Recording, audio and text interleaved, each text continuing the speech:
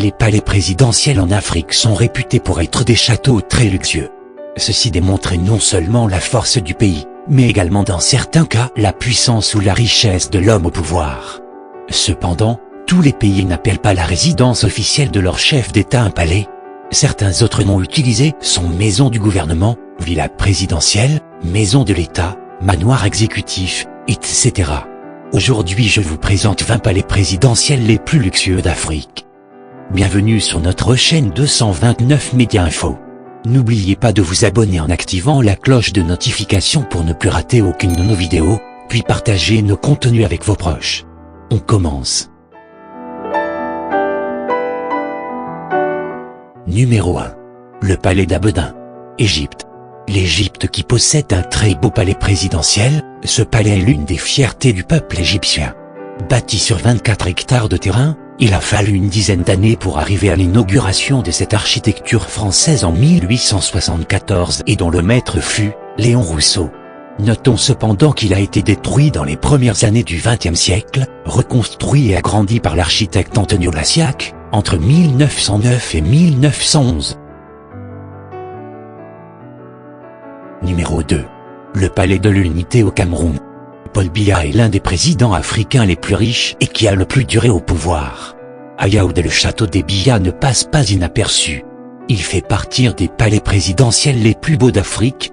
Situé en plein cœur de la capitale politique au quartier Toudi, ce building se dresse majestueusement au-dessus d'une colline entourée de jardins paradisiaques qui s'étendent à la ronde. Ce complexe immobilier dessiné par l'architecte Olivier Clément a été inauguré en août 1982, abrite les bureaux de fonction et la résidence du président. Numéro 3. Ghana. Jubilee House, le nom du palais présidentiel du Ghana.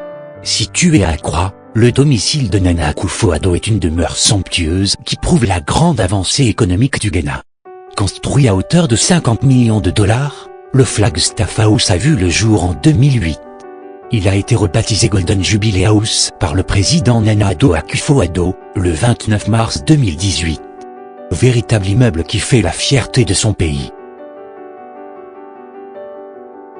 Numéro 4. Union Building à Pretoria, Afrique du Sud. C'est une évidence, car l'Afrique du Sud est l'une des économies les plus puissantes du continent. Sous la houlette de l'architecte Herbert Baker entre 1909 et 1913. Le bâtiment est inscrit au registre des monuments nationaux et abrite les bureaux du président de l'Afrique du Sud à Pretoria.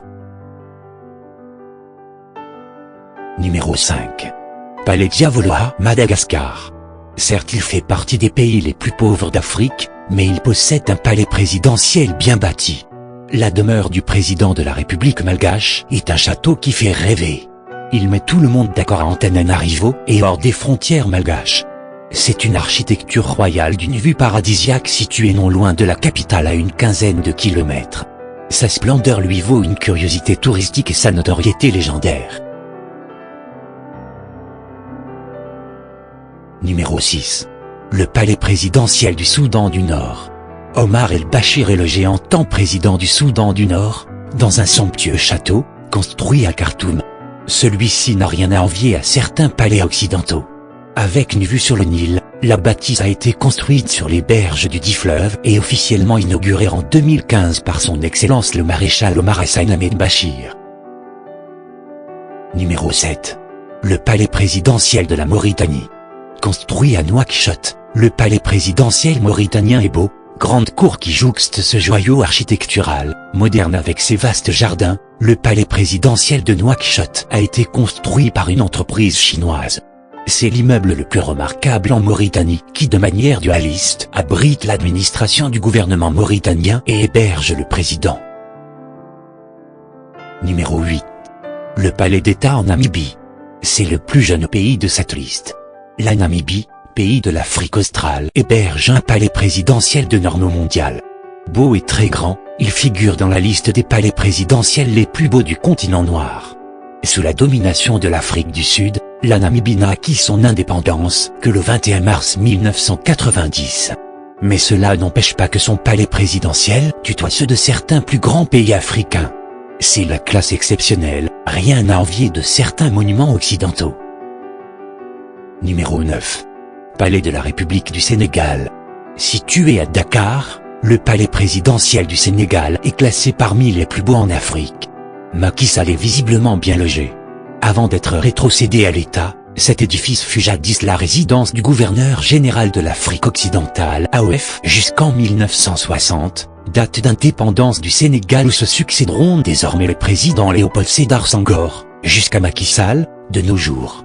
Tout comme la Maison Blanche aux USA, elle est totalement peinte en blanc. Numéro 10. State House à Kampala, Ouganda. Ce pays du sud-est de l'Afrique abrite un palais présidentiel très beau. Ce beau bâtiment n'a rien à envier à ceux de certains pays plus riches que le sien. À 40 km au sud de Kampala, la capitale de l'Ouganda, est située la State House, résidence officielle du président ougandais. Elle est très vaste et divisée en plusieurs édifices servant de salles de conférences et autres capables d'accueillir plus de 500 délégations. Numéro 11. Le palais présidentiel de Carthage, Tunisie. Le palais présidentiel de Carthage, appelé officiellement palais de la République, est le siège et la résidence du président de la République tunisienne. Il est aménagé sur le front de mer à Carthage, près du site archéologique, à 15 km au nord-est de Tunis. Le complexe du palais compte 4 parties, le palais proprement dit, composé du bâtiment central et d'une aile privée abritant 2 appartements, un bâtiment pour la sécurité présidentielle et 2 autres bâtiments, dont l'un pour les services communs, administratifs, financiers et généraux. Numéro 12. Le palais d'El Mouradia, Algérie. Le palais d'El Mouradia est la résidence officielle et le bureau du président algérien. Ce palais constitue la résidence officielle du président de la République algérienne démocratique et populaire. Il est situé sur les hauteurs d'Alger, à environ 4 km au sud du centre-ville où l'on trouve également le ministère de l'Éducation nationale. Numéro 13. Le palais de la Marina, Bénin. Le palais de la Marina est la résidence officielle des présidents béninois. En 2016, avec l'arrivée du président Patrice Talon et sa politique de vrai développement, le palais de la Marina est modernisé, pour un montant de 14 milliards de francs CFA. Il figure actuellement sur la liste des plus beaux palais présidentiels d'Afrique. Numéro 14. Le palais présidentiel de la Côte d'Ivoire. Le palais présidentiel d'Abidjan est la résidence officielle du président de la République de Côte d'Ivoire. Situé à Abidjan, il partage cette fonction avec le palais présidentiel de Yamoussoukro, nouvelle capitale administrative du pays depuis 1983. Construit à la demande du président fondateur de la République de Côte d'Ivoire Félix Houphouët-Boigny au moment de l'indépendance du pays, le palais est inauguré en 1961. Il est construit dans le quartier du Plateau, avec de nombreuses vues sur la lagune ébriée, et comporte plusieurs bâtiments, le palais proprement dit, la résidence privée du président et les cabinets ministériels. Numéro 15. Le palais présidentiel du Burundi. C'est l'ouvrage le plus important jamais réalisé par la Chine au Burundi. À la cérémonie de signature pour la remise officielle du bâtiment, l'ambassadeur de Chine à Bujumbura ne s'est pas privé de vanter le projet. Après l'avoir entièrement financé et construit, la Chine a livré au Burundi un palais présidentiel flambant neuf. Un cadeau de Saint-Valentin pour l'amitié sincère et agissante de Pékin envers Bujumbura, emballé dans la polémique. Un très beau palais qui figure dans la liste. Numéro 16. Le palais du bord de mer au Gabon. Le palais du bord de mer est la résidence officielle du président gabonais. Situé à Libreville, il a été édifié en 1977 par le président gabonais Omar Bongo Ondimba. Il est l'œuvre de l'architecte libano-ivoirien Pierre Fakouri. Numéro 17. Le palais de Koulouba au Mali. Le palais de Koulouba est la résidence officielle et le bureau du président de la République du Mali, à Bamako. Il a subi plusieurs dégradations architecturales en 2012, à la veillée du coup d'État organisé par le capitaine Amadou Aya Sanogo. Il est construit entre 1903 et 1907.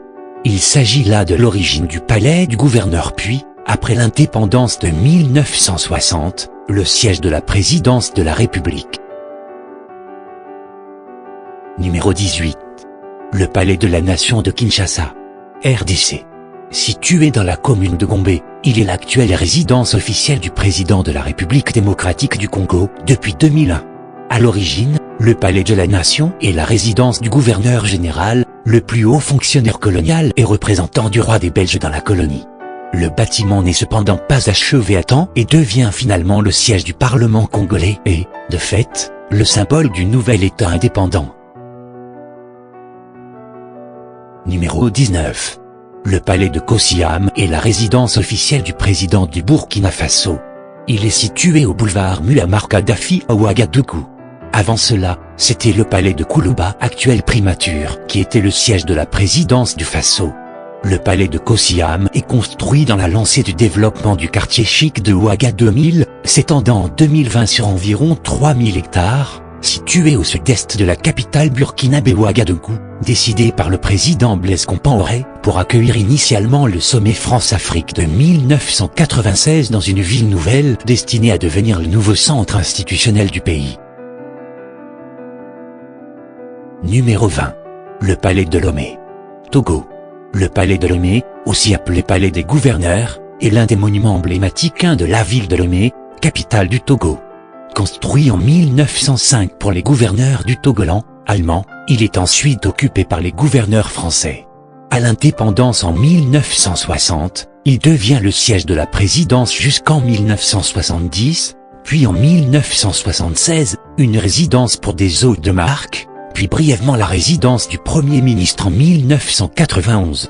Laissé à l'abandon pendant plusieurs années, le palais rénové est devenu depuis 2019 un centre d'art et de culture. C'est tout pour aujourd'hui, 229 Média Info toujours proche de vous.